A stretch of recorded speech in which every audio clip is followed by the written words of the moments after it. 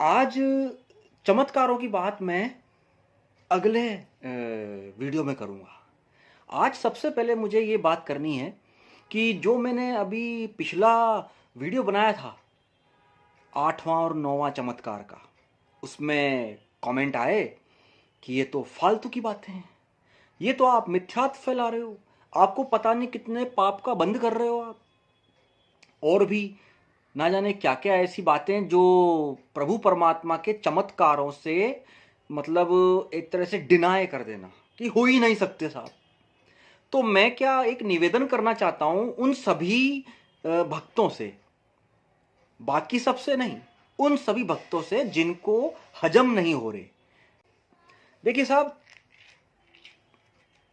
ये हरड़े आती है इस तरह की, ये देखिए, ये दूसरी भी देखिए, ये ठीक है साहब, ये हरड़े आती है, ये मिलती है अपने खाटा सुपारी वालों के पास, मिलती है ना, आपको पता है ना। तो वहाँ ले जाइए अपने आप को और वहाँ से ये एक पैकेट खरीद लीजिए और इसको चूरा करके या दांतों में लेकर चबा लीजिए, टुकड़े कर लीजिए। उसके बाद एक छोटा सा पानी का घूंट पीकर फांकी मार जाइए। इससे क्या होगा, जो हाजमा होगा दुरुस्त होगा, आपको क्या है, कई चीज़ें हजम होने लगेंगी। अगर इससे भी आपको आराम नहीं मिले तो साहब ये हाजमे की गोली आती है बाजार में, इसे ले लीजिए, इसका भी चूर्ण बना के फांकी मार जाइए, तो भी यही रिजल्ट आएगा। अगर इससे भी आपको फायदा नहीं हो रहा तो साहब ये देखिए, ये हींग की गोलियां हैं छोटी छोटी, देखिए, ये देखिए, बहुत छोटी छोटी हैं, दिखेंगी नहीं इसमें, देखिए ये हींग की गोली साहब, इसे आप चूरा करके फांकी मार लीजिए, इसका भी वही रिजल्ट आएगा। लेकिन इन तीनों को लेने के बाद अगर आपको रिजल्ट प्राप्त नहीं हो रहा, हाजमा आपका सही नहीं हो रहा, तो फिर आप एक काम कीजिए, इन तीनों को एक साथ लीजिए, एक साथ इनका चूर्ण बनाइए और पानी में थोड़ा सा लेकर इसको फांकी मार के ऊपर से पानी का घूंट ले लीजिए। आपको अच्छे से अच्छी चीज हजम होगी, आपका हाजमा मजबूत होगा। और एक बात का इसमें ध्यान रखना, इसकी मात्रा अधिक नहीं होनी चाहिए सेवन में, क्योंकि अधिक मात्रा में सेवन कर लिया तो वायु के गोले बनेंगे पेट में और फिर वायुमंडल को खतरा होगा, जिसके जिम्मेदार आप होंगे। तो ये एक विधि बता रहे हैं हम आपको, देसी इलाज है।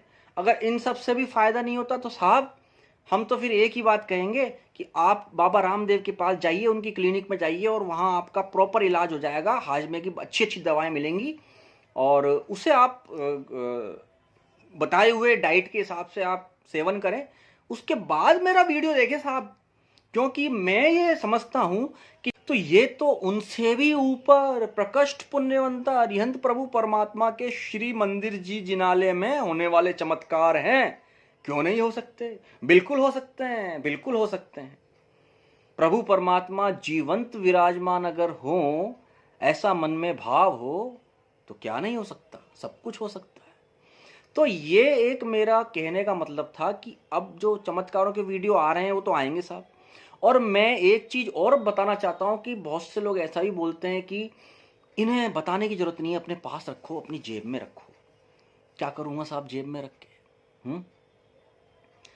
25-30 साल में मृत्यु का महोत्सव मना लेंगे, चले जाएंगे, तो साथ में लेकर चले जाएं। ये मैं अपने लिए नहीं बना रहा हूं, मुझे क्या मिल रहा है, कुछ मिल रहा है? मैं जिन शासन में जो बच्चे होते हैं ना, उनके लिए बना रहा हूं।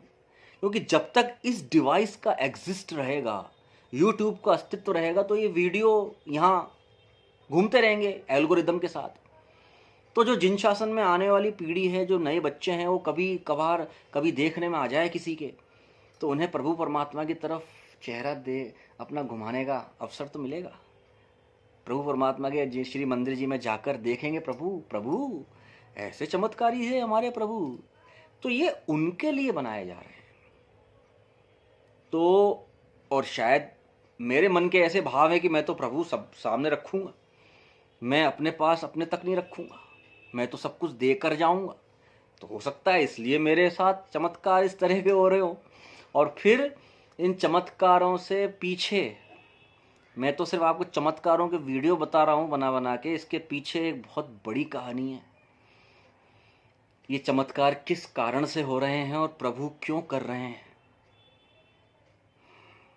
बता दूं। जब हमारे प्रभु परमात्मा के मंदिर में प्रतिष्ठा होने के बाद एक बहुत लंबे अरसे तक अकेला मैं पूजा सेवा करता था ना, सुबह सुबह, उस वक्त कभी कभी पुजारियों का भी रिदम बिगड़ जाता था। तो रास्ते के उस पार राम जी का मंदिर, हनुमान जी का मंदिर, कृष्ण जी का मंदिर है, वहाँ भजन चलते थे, घंटियाँ बजती थीं, वहाँ से लोगों के मतलब प्रभु परमात्मा के भजन गाने की आवाज़ें आती थी। और ठीक सामने 3 लोक के नाथ प्रभु आदिनाथ दादा के दरबार में मैं अकेला प्रभु की छड़ी झुककर पुकारता था। और उस वक्त मेरी आंखों में आंसू होते थे। जहाँ रैंप पर सब लोग पूजा सेवा करते हैं ना खड़े होके, वहाँ मेरे आंसू गिरे हुए हैं, एक बार नहीं कई बार, कि प्रभु आपका दरबार ऐसा, इस अवस्था में।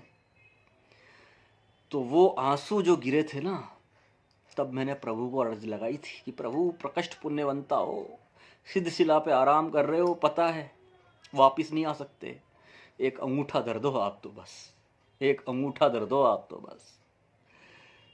कम से कम महीने भर तक मैं बोलता रहा, प्रभु अंगूठा धर दो, आप अंगूठा धर दो, प्रभु आप अपने श्री चरणों का अंगूठा धर दो एक बार, पता तो चले, प्रकट पुण्यवंता। तो ये एक पीछे इसके, उसके बाद बहुत सारी चीज़ें हो गई। और यहाँ पर मैं ये और बता देना चाहता हूँ, अभी कुछ समय पहले से मैंने प्रभु आदिनाथ दादा की पक्षाल सेवा से विराम लिया। और शायद ये कोई गलतफहमी हो गई कि महाराज साहब सोच रहे थे कि मैं नाराज होके चला गया। तो वो महाराज साहब हमें मिल गए पूमलिया दादावाड़ी में। तो हमारे मुकेश जी, भगत जी, शाम को आरती करते हैं, मनोज जी, मुकेश जी, उन्होंने बताया यार महाराज साहब बोल रहे तू नाराज होकर चला गया। तो मैंने वहाँ पर उनको बताया कि महाराज साहेब मैं नाराज होके नहीं गया, जो आपने मुझे बोला था प्रभु परमात्मा के सामने, वो 5 महाव्रतधारी साध्वी भगवंत अपने श्रीमुख से बोल रहे हैं, तो ये हुक्म हो गया प्रभु का। ये प्रभु के हुक्म से आप बोले कि अब आप बाहर आओ, अब पुजारी करेगा सेवा, आपको कुछ करने की आवश्यकता नहीं, अब आप पक्षाल के समय आ जाना, पूजा के समय आ जाना।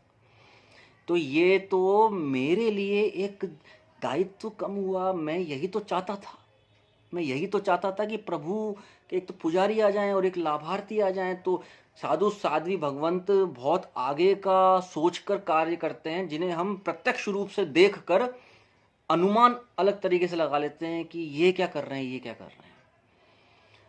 उन्होंने जो लाभार्थियों के लिए एक नखरा निकाला लाभ लेने का, इसका दूरगामी प्रभाव क्या था कि एक तो लाभ लेने वाले लोग अपने लाभार्थी अपना पेड़ी में नाम लिखवाएंगे, प्रभु परमात्मा के चरणों में राशि समर्पित करेंगे, और उसके बाद वो घर नहीं बैठ पाएंगे। क्यों?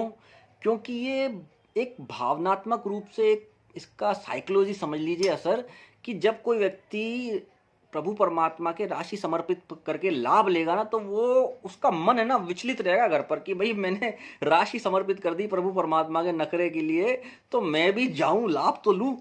इस बहाने वो घर से बाहर आएगा और प्रभु के दरबार में आके लाभ लेगा। तो ये गणित थी इसके पीछे, और वो जो उनका महाराज साहब का जो विजन था वो पूरा हुआ है और सक्सेसफुली चल रहा है। तो लाभार्थी आ रहे हैं। अब मैं पीछे जो हटा हूं वो इसलिए प्रभु परमात्मा के बीच में मैं आ रहा हूं, लाभार्थी और प्रभु परमात्मा के बीच में मैं आ रहा हूं। भाई जो लाभार्थी आ रहा है उसको पूरा लाभ मिलना चाहिए ना प्रभु की सेवा का, और मैं बीच में हूं तो मैं कोई ना कोई लाभ ले ही लेता हूं, आ ही जाता है। मतलब मैं ना चाहते हुए भी कोई ना कोई लाभ मुझे मिलता ही मिलता है, क्योंकि मैं बीच में हूं एक दीवार के रूप में। तो मुझे तो ढहना पड़ेगा, मुझे तो मेरी पारी यहाँ तक की पूरी हुई। जैसे शांति स्नात पूजा हमने करी खूब, सचिन ने, मैंने, मनोज जी ने, मुकेश जी ने, और भी कुछ लोग। एक टाइम था शांति स्नात पूजा हमारे नीचे प्रभु परमात्मा के मंदिर में खूब बहुत आनंद के साथ ढपलियाँ बजा बजा के, घंटियाँ बजा बजा के की। तो वो जब वो पूरा हुआ सेशन, उसके बाद प्रभु परमात्मा के दादा की सेवा लगी। तो वो पूरी हुई। इतनी ये मन में थोड़ी बना लिया कि शांति स्नात पूजा छूट गई, अब मैं प्रभु नहीं कर पा रहा, नहीं, वो उतना ही होना लिखा था तो वो हो गया। अब दादा की सेवा 1.25 साल प्रभु ने सेवा दी, अपने सेवा में रखा। बहुत होता है 1.25 साल का जो एक समय। अब प्रभु परमात्मा कहते हैं कि बेटा तेरा काम हो गया, अब आ रहे हैं लोग, और अभी तो लाइन लगेगी दादा के पास सेवा करने वालों के, अभी तो प्रारंभ हुआ है। तो मेरा हटना बहुत आवश्यक है साहब। मैं अगर नहीं हटूंगा तो वो जो लाभार्थी आएंगे उनको पूरा पूजा सेवा का लाभ, मेरे हाथों से कभी अंगुलूचना प्रथम हो जाता है, कभी प्रभु परमात्मा को पूरा तरह अपनी सेवा करके धूप बत्ती करते हैं, वो हो जाती है, तो वो जा रहा है ना लाभ। प्रभु परमात्मा की मोर पिच्छी का लाभ सुबह मतलब मेरे हाथों हो जाता है, तो वो सब लाभार्थी को मिलना चाहिए ना, जो दूर से आ रहे हैं, सब कुछ ऐसी व्यवस्था। तो ये एक व्यवस्था थी ध्वजा का अपने आप। एक तो ध्वजा लपटती है इधर उधर, एक आप रोलर कालीन जैसे लिपटता है, ऐसे लिपट के वो ऊपर ध्वज दंड के ऊपर टिक जाए जाके। ऐसा हो सकता है क्या? ऐसा हो सकता है क्या? ऐसा हो सकता है क्या? 108 फीट की ऊंचाई पर कौन लपेटेगा जाके ध्वजा दादा की? तो दादा ने वहीं, क्योंकि हमारा जब आते हैं मंदिर में रोड से गाड़ी लेते हुए, कभी कभी इमरजेंसी में आते हैं गाड़ी से, कभी कभी पैदल, तो दादा की ध्वजा दिख जाती है और दादा से वहीं बातचीत चालू हो जाती है।